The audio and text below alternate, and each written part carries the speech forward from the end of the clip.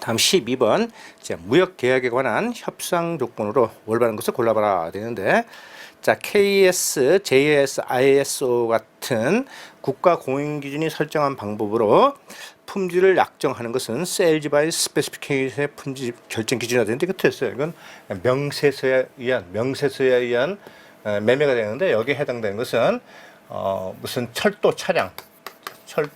차량이라든지, 그 다음에 뭐 선박이라든지 항공기 이런 게 여기 해당되죠. 그래서 어떤 견본을 제시할 수 없고, 그 다음에 추가되는 어떤 사양에 따라서 성능이나 성질이 바뀌는 것, 그러한 물품을 거래할 때 쓰는 것이 바로 Sales by Specification이 되겠고요. 여기서 지금 국가공인기관이 설정한 기준에 따라서 품질이 결정되는 것은 Sales by Grade가 되겠죠. 아주 우리 무역계약의 아주 기본적인 것을 지금 묻고 있어요. 그 다음에 두 번째, 틀렸고, 두 번째, DDP 조건에서는 매도인이 관세를 납부해야 할 의무가 있는데, 그 관세에는 내국세, 뭐 부가세라든지, 그 다음에 교육세라든지 여러 가지 이제 내국세가 같이 이제 포함이 되어 있는데, 만약에 매도인이 부담하는 그 관세에서 부가세는 제하고 싶다. 그렇게 되면 매매계약서상의 DDP 조건에서 이렇게 VAT unpaid, 그래서 부가세는 지급하지 않음이라고 계약서에 기재하면 매도인은 관세 중에서 부가세를 부담하지 않아도 되는 것이죠. 정확히 맞습니다. 자, 그 다음에 뭐 3번은 자, 신용장에서 일정 기간 내에 할부 선적이 행해지도록 규정된 경우, 이 할부 거래를 위하여 정해진 기간 내에 할부 선적이 되지 않더라도 향후 할부분과 함께 선적하면 된다. 이건 아닙니다. 자, 할부 선적 1, 2, 3, 4, 5 이렇게 일정한 기일에 일정한 양을 선적하게 되어 있는데, 두 번째까지는 괜찮았는데 만약에 세 번째 것이 자, 8월 5일 선적하게 되어 있는데, 이것을 뭐 7일에 했다든지 또는 수량이 부족하다든지 이랬을 경우에는 이 해당분뿐만 아니라 뒤에 거에 대한 신용장도 전부 다 무효가 되어버리기 때문에 안 되는 것이죠. 그래서 3번 틀렸고요. 그 다음에 수량 조건인 중량과 관련해서 아메리칸 톤은 1016kg이 아닙니다. 여기 1016kg은 잉글리시 톤, 영국 톤, 잉글리시 톤이 되겠고, 아메리칸 톤은 907kg이죠. 그래서 이걸 쇼톤, 롱톤이 아니고 쇼톤이라고 이렇게 말을 하죠. 그래서 이제 그 아메리칸 톤 같은 경우는 파운드로 해도 지금 2240파운드가 롱톤이 되겠는데, 아메리칸 톤은 907kg이고 파운드로 하면 2000파운드가 되는 것이죠. 뭐 1번부터 4번까지 우리 12번 문제는 우리 퍼펙트 국제무역사 기본 교재만 한 두세 번만 읽어본 사람이라면 다 맞출 수 있는 문제가 되겠습니다. 아주 기본적인 문제. 자, 이런 거 틀리면은 기본적으로 내가 공부가 좀 덜 돼 있구나 라고 반성하셔야 돼요. 13번 무역계약에 관한 주요 협상 조건으로 잘못된 것을 골라봐라 이렇게 되어 있죠. 자, 그러면 과부족 용인 조항이나 계산 수량 조건은 화물 속성상 감량이 필연적인 물품의 거래 시 수입업자가 과부족을 이유로 클레임을 제기하는 경우에 그 불합리함을 해소하기 위한 것이며, 과부족 수량에 대한 금전상의 손해는 어느 일방이 부담하는 것이다 되는데, 여기까지 해소하기 위한 것이며까지는 맞는데, 과부족 수량에 대한 금전 손해는 어느 일방이 부담하는 것이다 하고는 상관이 없어요. 여기서 말하는 계산 수량 조건은 대략적인 양이다 이런 말이죠. 대략적으로 산출됐다 이런 말인데, approximate quantity, quantity term 이렇게 말하게 되는데, 우리 곡물 같은 경우 철광석이라든지 석탄이라든지 이렇게 곡식 같은 이런 같은 경우에, 그러면 운송 도중에 처음에 예를 들어서 뭐 10,000톤이었다, 10,000톤. 근데 이것이 뭐 증발되거나, 그죠? 그 다음에 어떤 응결돼 가지고 중량이 줄어든다든지 부피가 감소한다든지 그런 경우가 있겠죠. 그랬을 경우에 물품의 특성상 그렇게 될 수밖에 없는데 그것을 빌미로 해가지고 매수인이 클레임을 제기한다든지 그런 것을 이제 방지하기 위해서 나온 것이 바로 우리 과부적 용의 조항이죠. 그래서 플러스 마이너스 뭐 5%를 허용하는 조건이 바로 ML 클로즈가 되겠죠. 모아와 레스, ML 클로즈가 되겠는데, 자 이것은 이렇게 마이너스 5%가 왔다고 해서 매수인이 클레임을 제기하는 것을 방지하기 위해서 이렇게 나온 것이지.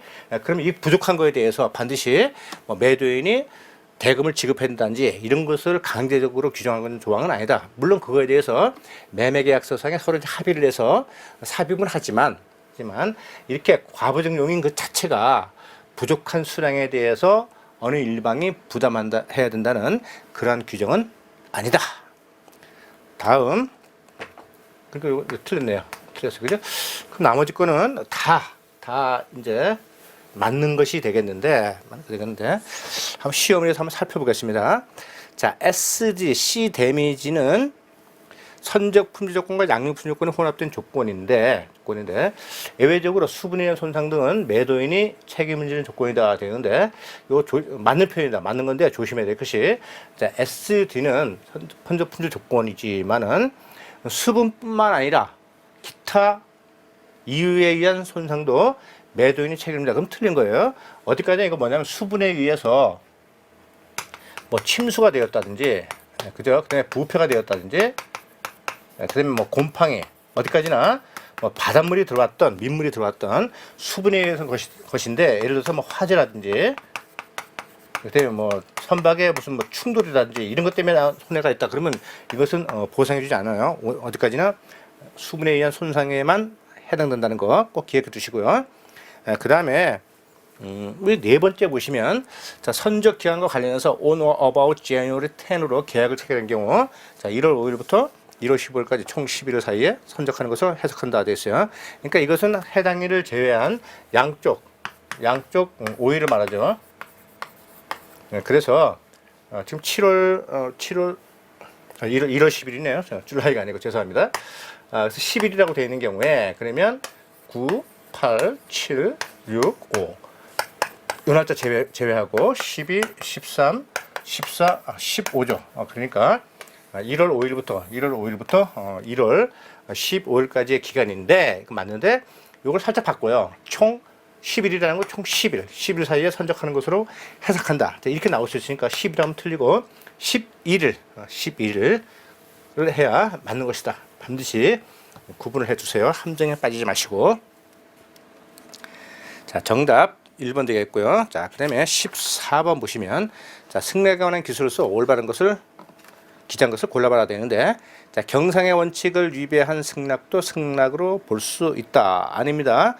청약의 내용을 마치 거울에 비친 것처럼 그대로 수용을 해야지만이 승낙으로 인정받는 것이죠. 그래서 A번 틀렸고 그 다음에 청약의 내용 중 일부만을 승낙하는 것도 승낙으로 볼 수 있다. 아닙니다. 부분 승낙은 카운터 오퍼 그래가지고 반대 청약이 돼가지고 원 청약에 대한 반대가 되는 것이죠. 그래서 이것은 승낙이 될 수 없고 그러니까 A, B 다 틀렸네요. A, B 다 틀렸고 그 다음에 매도인의 청약서에 매수인이 서명만 하는 것은 자, 승낙이 아니다 이렇게 되어 있어요. 이것은 아니죠. 매도인이 청약을 했는데 거기에 대해서 매수인이 서명을 했단 말이죠. 서명을 했다는 것은 바로 뭐예요? 청약의 내용을 그대로 받아들이는 거잖아요. 그죠? 그러면 이것은 이제 계약이 성립되는 것이죠. 그 다음에 performing an act는 계약의 성립으로 볼 수 없다 되는데 여기서 말하는 performing an act는 우리 조금 전에 설명드린 것처럼 상대방에게 어떤 동의나 그 다음에 통지 없이 상대방에게 바로 어떤 대금을 지급했다든지 그 다음에 물품을 인도했다든지 이러한 행위를 바로 performing an act라고 하죠. 이것은 바로 계약의 성립으로 본다라고 우리가 다 배웠고요. 자, 그 다음에 비엔나 협약에 의하면 승낙은 청약과 마찬가지로 발신주의를 원칙으로 한다 되는데 이건 아니죠. 자, CISG는 승낙과 청약 전부 다 상대방에게 도달시켜야지만 효력이 발생되는 도달주의를 원칙으로 하고 있습니다. 자, 그러나 우리나라 민법에서는 청약은 도달주의를 채택하고 있지만 승낙은 발신주의를 채택하고 있다는 것도 구분해서 기억해 주시면 좋겠네요. 다음 15번. 다음은 해외 미지의 수입 업체가 잘 모르는 업체입니다. 첫거래 업체. 미지의 수입 업체가 거래를 제외하면서 결제 조건으로 사후 지급 송금 결제 방식, 그러니까 외상이네, 외상. 지금 외상 말은 지금 멋있게 해놨어요. 사후 지급 송금 결제 방식 되는 외상 방식입니다. 한국 수출업체의 실무적 대응과 현황 등을 설명한 것이다. 이 중 적절한 것으로만 묶인 것을 골라봐라 이렇게 되는데, 자, 미지의 수입업체가 외상으로 달라고 하니까 이건 나중에 돈을 못 받을 즉 대금 회수의 리스크에 빠질 수가 있죠. 그러니까 상대방에 대해서 상당히 신중하게 그 접근을 해야 되고, 그 다음에 나중에 낭패에 빠지지 않기 위해서는 신용조회를 철저히 해야 되겠죠. 그러니까 어떻게 되죠? 바로 비용과 시간이 많이 소요될 수 있죠. 그러니까 A번 맞고요. 그 다음에 수출보험에 가입이 가능한지 확인할 수 있고, 이 방법이 현실적으로 안전한 대안이다. 그렇죠. 가장 좋은 방법이 되겠어요. 그래서 나중에 돈을 못 받게 되면 수출보험에 계약이 체결되어 있으면은 뭐 80%, 90%의 대금을 회수할 수 있게 되니까 훨씬 안전한 방법이 될 수 있겠습니다. 가장 좋은 방법이죠. 그 다음에 신용장 방식으로 결제 조건의 변경을 유도할 경우 수입업체는 금융기관 수수료 과다 등으로 난색을 표하는 경우가 발생한다. 요거는 이제 살짝 아주 조금 이제 맞을 수 있는 문제인데, 자, 수입업체가 신용장 방식의 조건에 난색을 표하는 경우는 신용장을 개설할 때 이 개설 의뢰인이 개설은행하고 뭐 돈독한 거래 관계가 아니라든지, 그 다음에 신용 상태를 개설은행에게 확신시키지 못하는 경우에, 그러면 개설은행은 전액을 예치할 것을 요구하죠. 신용장을 개설할 때 매수인에게 돈을 다 꽂아놔. 그럼 내가 신용장을 개설해줄게. 이런 걸 요구할 수 있단 말이에요. 이랬을 경우에는 매수인은 전액을 예치해야 되니까 자기가 어떤 현재 돈이 없는 경우에, 그랬을 경우에는 여러 가지 이제 금융상의 그런 어려움에 이제 빠질 수 있잖아요. 그래서 그것이 이제 가장 큰 문제가 되겠고, 수수료 과다는 이유가 될 수는 있지만 아주 약한 게 되겠어요. 그래서 이것이 이제 주된 거라고 이제 볼 수 없다. 그 다음에 국제시장이 공급과잉으로 바이어 시장으로 변경되기 때문에 수요업체 요구를 수용할 수밖에 없다. 이건 아니죠. 아무리 바이어 마켓으로 변경됐다 하더라도 내가 돈 떼일 걸 뻔히 알면서 수입자에게 그 외상으로 물품을 줄 수는 없잖아요, 그죠? 이랬을 경우에는 거절해야 되겠죠, 거절. 상식적인 얘기예요. 그 다음에 사후 송금 방식의 리스크를 현재 활성화된 금융기관의 국제 팩트링으로 해치할 수 있기 때문에 뭐 신용조사를 생략하고 요구를 적극 수용해도 문제가 없다. 이 자체로는 맞는 얘기예요, 맞는 얘기. 그죠? 국제 팩토링 같은 경우는 돈 뗄 염려가 없죠. 거의 없어요. 자, 그런데 이게 맞는 게 왜 틀리냐면, 여기 지금 현재 활성화된 금융기관 이렇게 되어 있어요. 우리나라 같은 경우는 아직까지 뭐 국제 팩토링이라든지 포페이팅이라든지 이런 것이 일반적인 결제 방식에 비해서는 아직까지 활성화됐다고 보기는 힘들죠. 그래서 지금 우리나라의 경우에는 이제 금융기관의 뭐 리스크 관리 능력 이것 때문에 아직까지 활성화되지 않았는데, 좀 그런 것을 가지고 지금 이렇게 출제를 한다는 것은 제가 봤을 때는 출제위원이 좀 오바했다, 그죠? 좀 부적절하고 좀 과하다. 우리 학생들에게 너무 이제 과한 그 지식을 요구하는 것이 아닌가 하는 살짝 그런 좀 아쉬움이 있습니다. 그래서 어쨌든 정답은 A, B가 맞는 1번이 되겠습니다.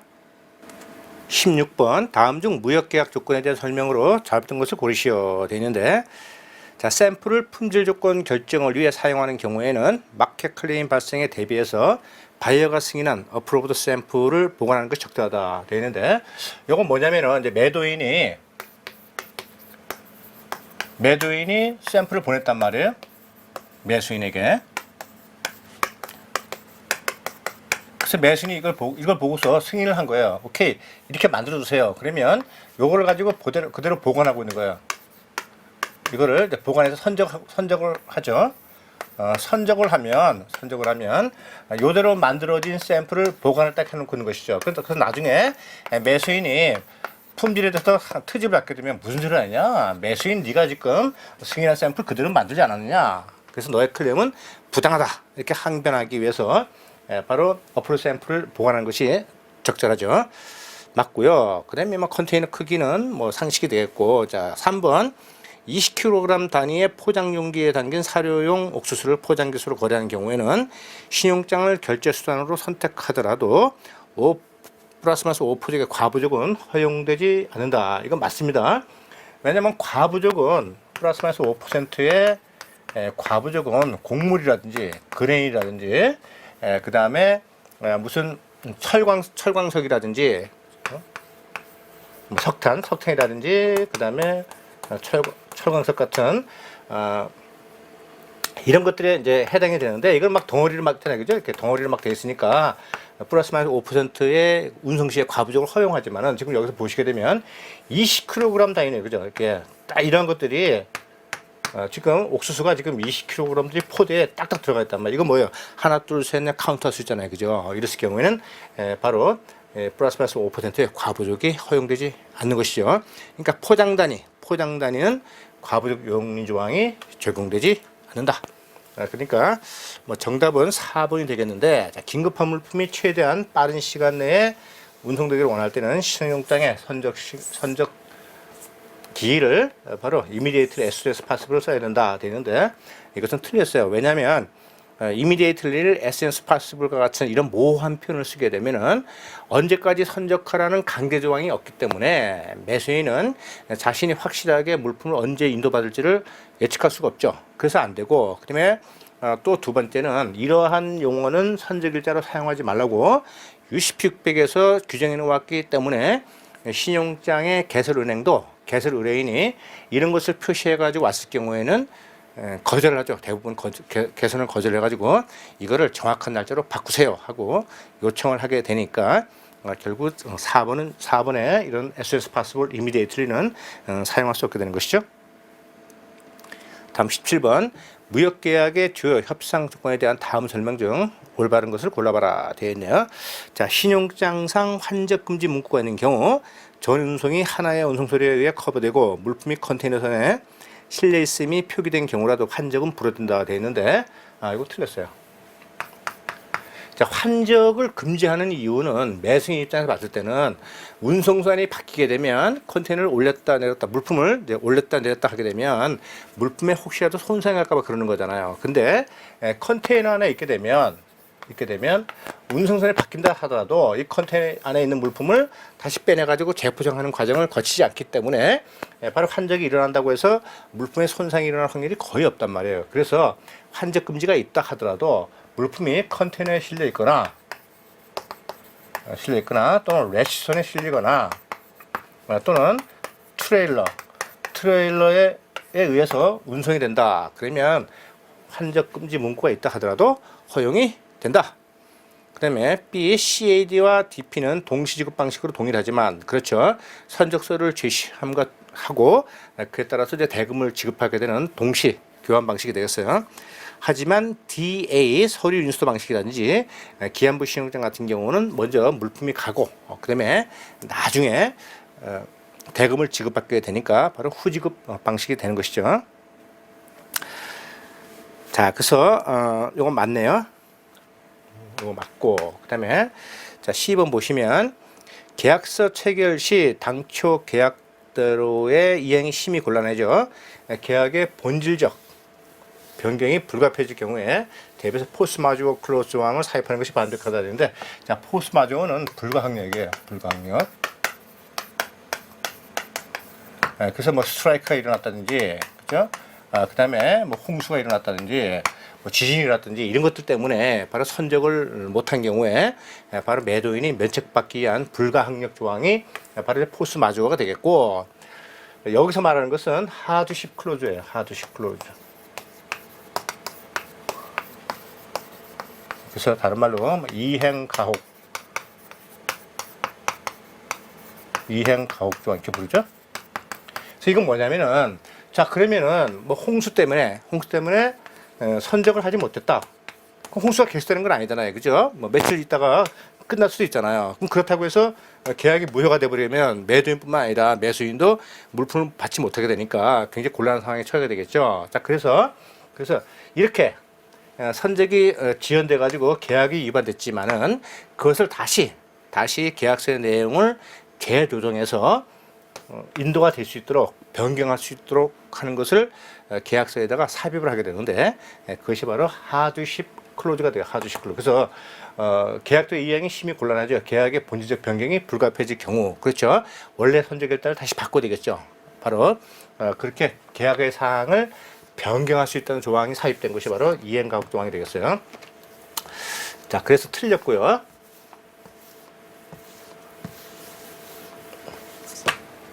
틀렸고, 그 다음에 기간을 산정할 때 within 2 days of May 25th 2016의 기간은 5월 24일부터 5월 26일까지의 총 3일의 기간을 의미한다가 되는데, 자, 기간을 산정할 때 지금 이와 같이 within 2 days of 어떤 날짜 이렇게 있는 경우에 이럴 때는 해당 일자 제외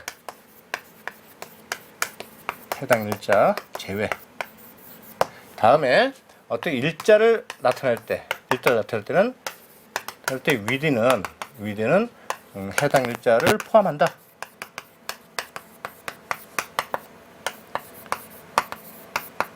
자, 그러면 지금 요거 1번하고 자 2번 같은 경우 보게 되면 자 within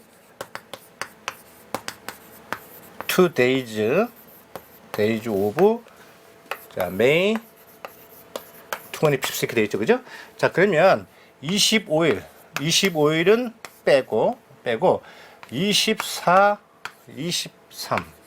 그래서 해당 일자를 제외한 양단 이틀의 기간을 의미한다. 그러니까 총 5일이 되겠죠. 그래서 23, 24, 25, 26, 27일, 그죠? 그래서 이제 5일이라는 거 합해서 해당 일자를 제외하고 양쪽으로 이틀씩을 카운트하게 되니까 5일이 되는 것이죠.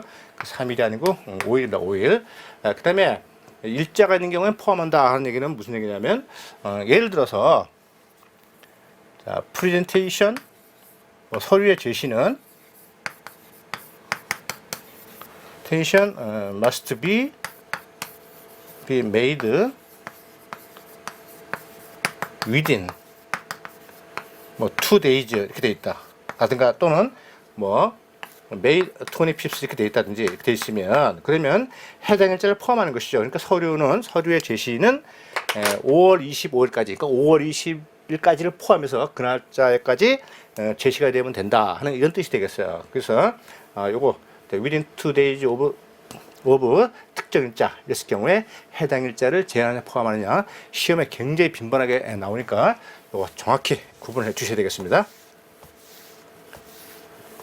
자, 그래서 정답은 몇 번? 정답은 바로 혼자 정답이 있는 4번이 정답이 되겠네요.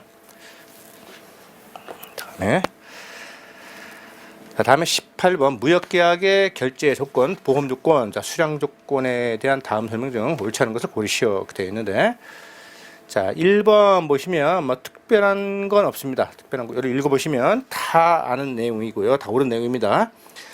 그 다음에 2번 보시면 CIF 조건의 무역계약이 체결되었고 운송 중 보험사고가 발생하지 않았음에도 수입자는 보험 서류를 제공하지 않았음 이유로 물품 인수를 거절할 수 있다. 이건 맞습니다. 왜냐하면 자, CIF 조건 같은 경우에는 매수인의 위험에 대비해서 매도인이 보험 계약을 체결하게 되는데, 매도인 같은 경우는 선적항에서 본선의 물품을 갑판상에 적재하면 위험으로부터 인도 의무를 다한 것으로 간주하잖아요. 그러면 이 이후에 위험에 대해서는 매수인에게 이전되기 때문에 바로 이 중간에 운송 구간에서 어떤 손해가 발생하면은 바로 매수인이 보험자에게 그 손해를 청구할 수 있게 되는 것이죠. 그래서 어떻게 되죠? 보험증권이 양도가 돼야 되죠. 양도가. 보험증권이. 근데 양도가 되지 않으면 매수인이 물품을 지금 받았는데 만약에 물품에 어떤 운송 중에 손해가 있었다. 그렇게 되면은 매수인이 보험자에게 그 보험금을 청구를 해야 되는데 보험증권이 없으면 청구할 수가 없게 되잖아요. 그러니까 당연히 이렇게 매도인이 보험증권을 인도하지 않았다면 바로 물품의 인수를 거절할 수 있게 되는 것이죠. 다음에 3번은 상식적인 내용이고요. 이고. 자, 그 다음에 추심 방식 중 document against expense에서 서류 인수도 방식은 수입 물품이 수입항에 도착하면 서류가 인도되고 대금 지급이 이루어지는 조건이다. 그런데 이거는 DA가 아니고 DP에 그렇죠? DP. 자, 4번 같은 경우에는 거의 뭐 무역영어 2급이나 3급, 국제면서 2급에 나오는 상식 중에 상식. 여기서 말하는 상식은 뭐 공부 안 해도 안다는 것이 아니고요. 책 한 번만 제대로 본 사람이라면 다 맞출 수 있는 그런 문제가 되겠어요. 18번 문제. 던져주는 보너스. 이런 문제가 되겠습니다. 자, 또 이런 거 틀린 사람들이 보면 나중에 그저 특별히 뭐 38에는 지난 시험보다 무지무지하게 어려웠다. 뭐 시험의 패턴이 바뀌었다. 이런 얘기를 많이 하게 되는데 우리 18번 틀린 사람은 그런 얘기 하시면 안 됩니다. 스스로 공부를 안 했다고 반성하셔야 돼요. 다음 19번. 다음은 무역계약서의 여러 조항 및 조건의 영문 명칭과 설명이다. 잘못된 골라봐라. 자, Limit of Liability 책임 제한 조항이에요.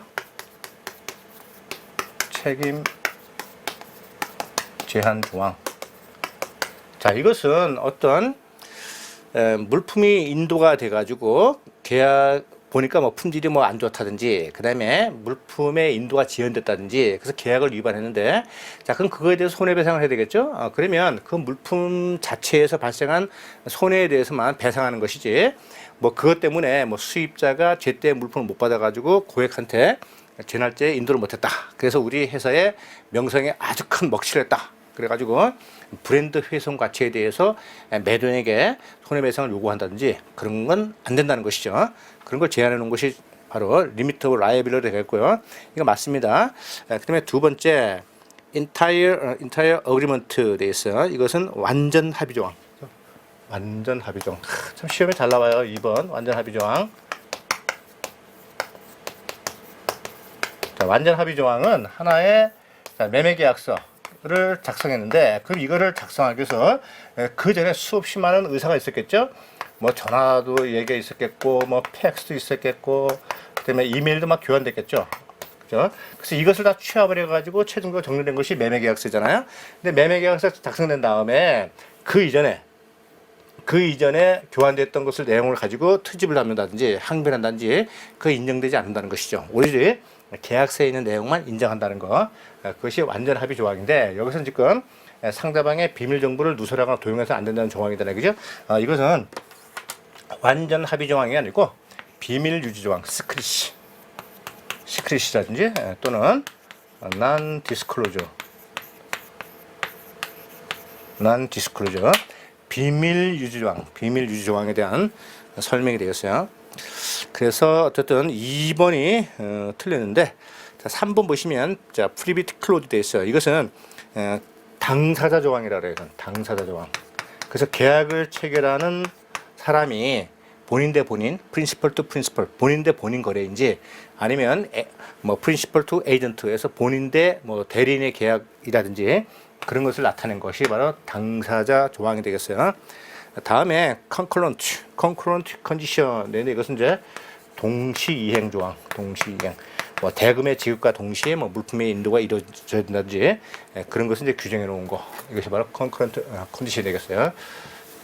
자, 2번 아주 그 완전 합의 조항 시험에 거의 뭐 매회 나온다 할 정도로 빈출되는 조항이니까 반드시 구분해서 정확한 내용을 이해하고 계셔야 되겠습니다. 다음 20번 매매계약서의 조항 명칭 및 조항별 해석에 관한 기술로서 올바른 것으로 묶인 것은 자, 쉘은 의무를, 메인은 권리를 표현을 사용한다. 이게 맞습니다. 쉘은 뭐뭐뭐 해야 된다. 그 의무 조항이고, 메인은 그럴 수도 있다. 내가 권리를 가질 수 있다. 하는 것을 표현할 때 사용되고요. 맞고요. 그다음에 서브젝트는 뭐뭇을 조건으로 해서 본 매매 계약을 뭐 체결한다. 맞습니다. 그다음에 POA 위임장의 영문 약어이다. POA는 파워 오브 어토니 변호사죠, 그죠? 그래서 요거에 이제 앞글자 POA를 따가지고 만들었는데, 이것은 이제 자신의 어떤 계약상의 법률적인 권한, 자, 이런 것들을 변호사에게 위임해서 진행할 수 있다라는 표현이 바로 이제 POA가 되겠어요. 그다음에 severability clause, 분리 가능 조항, 다른 말은 이제 가분성 조항, 그죠? 다음성 조항 맞고요. 그 다음에 그래서 A, B, C도 다 맞는데 난 웨이버 클로즈 권리 포기 조항 되어 있는데 지금 웨이버라는 말이 권리를 포기한다는 말이에요. 근데 지금 앞에 none 돼 있으니까 이것은 권리 불포기 조항이 되겠어요. 그래서 2번 틀렸고, 그 다음에 F in consideration of는 무엇을 고려하라고 번역한다 되어 있는데, 자, 우리가 일반적인 영어를 이야기할 때에는 in condition of 그는 무엇을 고려하는 맞아요. 근데 매매 계약서에서 이것이 사용될 때는 무엇을 약인으로 하여 그러니까 물품의 인도에 대해서 대금의 지급을 대가로 하여 그런 뜻을 가지고 있어요. 그러니까 일반적인 영어에서 맞지만 매매계약상의 용어는 틀렸다. 그래서 정답 1번 되겠네요. 그러니까 EF가 다 틀렸고 A, B, C, D가 맞아서 1번 정답 되겠고요. 21번 다음은 무역계약서의 일반거래조건 협정서의 약정된 조항이다. 자, 조항 명칭과 해석이 올바른 내용으로 묶인 것을 골라봐라 되어 있어요. 자, liquidate damage clause인데 손해배상 예정액 조항이죠.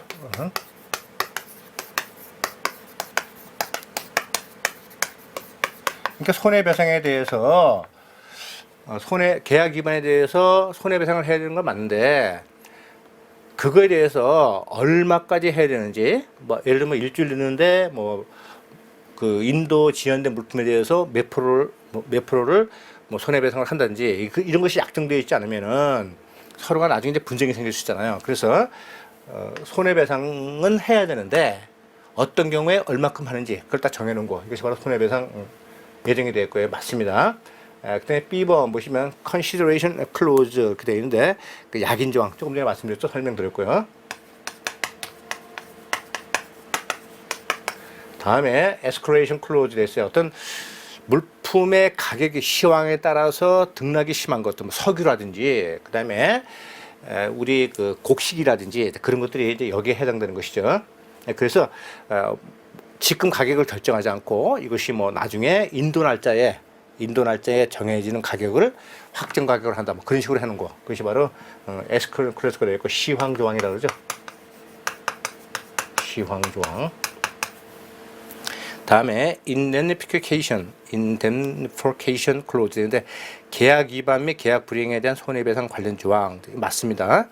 그래서 손해배상 조항이 되겠는데, 그래서 자, 계약 위반에 대해서 손해배상을 해라 하는 조항이 D고요. 그러면 그 손해배상에 대해서 어느 선에서 얼마만큼까지 손해배상을 해야 될 것인지에 대해서 정해놓은 곳, 그것이 바로 A번 손해배상 예정액이 되겠습니다. 그러니까 결론적으로는 21번은 A, B, C, D 모두 맞는 표현이 되겠습니다. 잠시 쉬었다가 또 22번부터 보도록 하겠습니다.